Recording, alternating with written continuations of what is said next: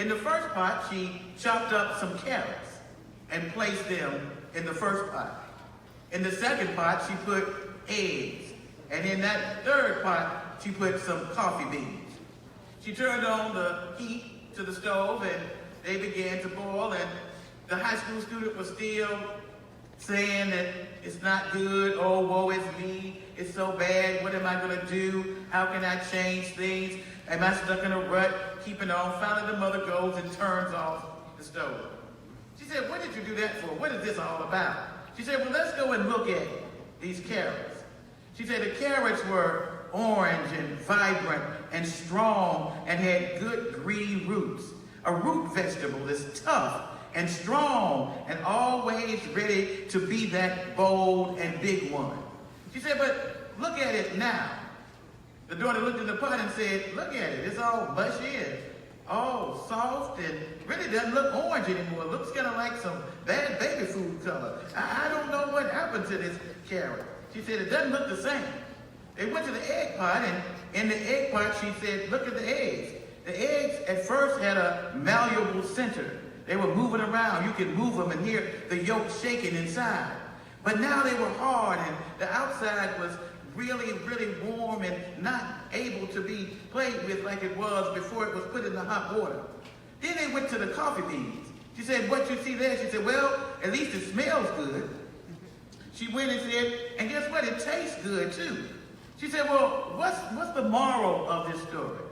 Well, the moral of the story is that the strong carrot, root vegetable, hardy, ready to go, the egg that was malleable was now hard and hardened. But the coffee still had flavor and was robust. The difference in all three was that the carrot and the egg let that boiling hot water transform them into something that was not good. But that coffee bean transformed the water. That's what we're here to talk about today. We're talking about the same adversity affected all three: the carrot, the egg, and the coffee bean. But the boiling water was the enemy for two. But the coffee bean prevailed over the enemy and became the transformer of the boiling water. And that's what it's all about. That's what it looks like. And as I look upon this bounty of food, as I hear that nearly 7,000 cans of food were collected to feed hungry people, as I gaze upon this very eclectic student body, as I observe the leadership here among the students, as I hear that jamming jazz band that played Herbie Hancock and heard the a cappella singers, and I see the teachers who created masters, I know that transformation is taking place right here in Winston-Salem, North Carolina at R.J. Reynolds High School, and I am mighty, mighty, mighty proud about it. Transformation is necessary. Transformation is essential, but we cannot let the adversities in our lives keep us from reaching that transformative period where we are able to give thanks. If we think about it, transformation is about to happen in many homes on Thursday. Because I don't know about you, but the Thanksgiving table and the guests may not look like they did 10 years ago or 20 years ago. There's going to be a transformation at the Thanksgiving table even. Think about it. Some folk are not going to have turkey because they don't eat meat anymore. So some turkeys may be tofu instead of the old traditional bird. The greens may be replaced by organic greens and kale and stuffing that comes from only organic placements.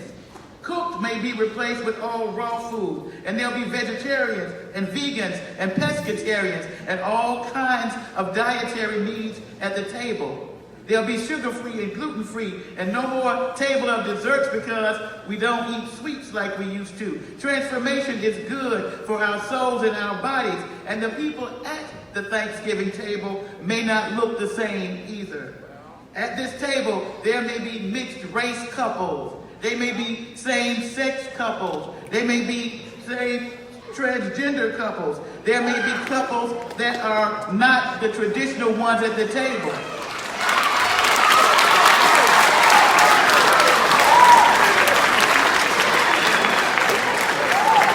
Transformation is necessary and essential because at the end of the day, we can't all look alike. We can't all be alike. We can't have traditional families all the time because we have to fight for the freedoms of those who don't look like us and act like us because none of us are free until all of us are free. So Thanksgiving may look different. There may be people from other countries. There may be immigrants who are sitting at the table afraid that if they do not get a turnaround in what's going on, they may not be able to see their children again. There are folk who are going to be there afraid that that wall is going to keep them from the freedom of America, and we have to continue to let them continue to eat at our table. How we get to Thanksgiving dinner has changed. We may ride a bird scooter that we see on the streets of Winston-Salem now. We may ride the city bus. We may have friends to drop us off. But the bottom line is we're coming together to give thanks on this day and in this season. We're coming to give thanks for friends and family. We're coming to give thanks for this glorious education that you are getting here at R.J. Reynolds High School. We're coming to give thanks for teachers who are underpaid and overworked, but continue to come and instill in you the things that are going to make you great, the things that are going to make you the future leaders of this city, of this state, and of this nation. We come to give thanks for food and home. We come to share with others the bounty of our goodness. We come to give thanks for a place to lay our head at night. And we come to be thankful for those who don't have a place, but for those of us who have the strength to make sure that they are protected night after night. We come to give thanks for this wonderful thing called technology that has transformed the world in many, many ways. Yes, we give thanks for video games, and we give thanks for computers, and we give thanks for things that we are able to transmit and transcend in a way that America has never seen before. We come to give thanks for the protection of those things and ask that people not abuse this great thing called technology by putting inappropriate things on Twitter and Facebook and other social media tools. We come to give thanks for this gift and give thanks that somebody right here in this audience today is going to take technology to an even higher place with an acumen and academic standard that has them learning and being able to put that into place today. We come tomorrow and today and every day to give thanks for free will. Free will, a gift that is totally, totally awesome. The will to be able to do what it is to move forward to make things better. We move forward to make things better. I know that making America great again was the slogan, but America's been great for a long time, and I hope that the greatness that we are seeking in this season is the greatness of those who came over to New York at the Statue of Liberty, the greatness of those who came over on slave ships a long time ago, the greatness of those who came to America because it was the best place in the world to be, and we're going to continue to be great and build this great country.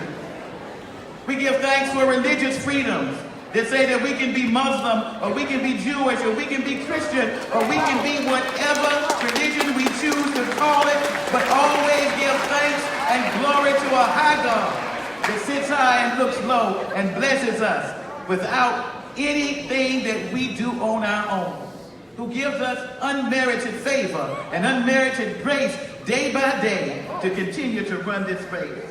And finally, we give thanks for freedom from sin. Freedom from sin because we are protected from that sin by the being that has said that we all are clear because of him. We also give thanks for stuff that you may have asked for and didn't get. We're going to give thanks for even that was rejected in our lives. When I think about all of those boyfriends I asked God to make my husband, I'm thankful that I didn't get any of them.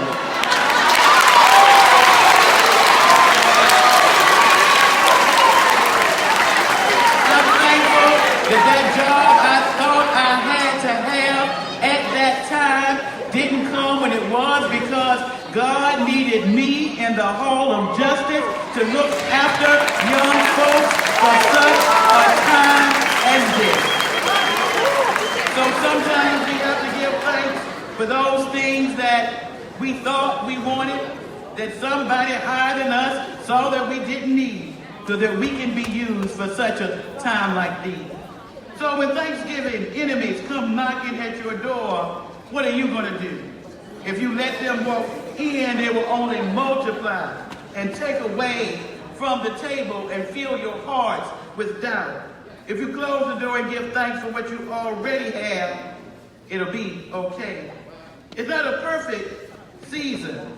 It's not a season without trials and tribulations, but a perfect season to recognize the daily trials of others. I close with a story. There was a farmer who lived on a farm, and he'd been living there for a long time. And the farmer had a mule who was getting old and actually was blind in one eye. And one day the mule wandered to the well, the W-E-L-L. For millennials who don't understand it, that's a place where people used to have to go get water. It was real deep. It was real deep, and you had to put a bucket down there and pull up some water so that you could get it from the source of where it came. The old mule fell in the well. And the mule was way down deep in there, and there was no way the mule could get out. So the mule was down there, and the farmer said, well, I'm getting old, and there's no need for me to even try to save the mule or the whale.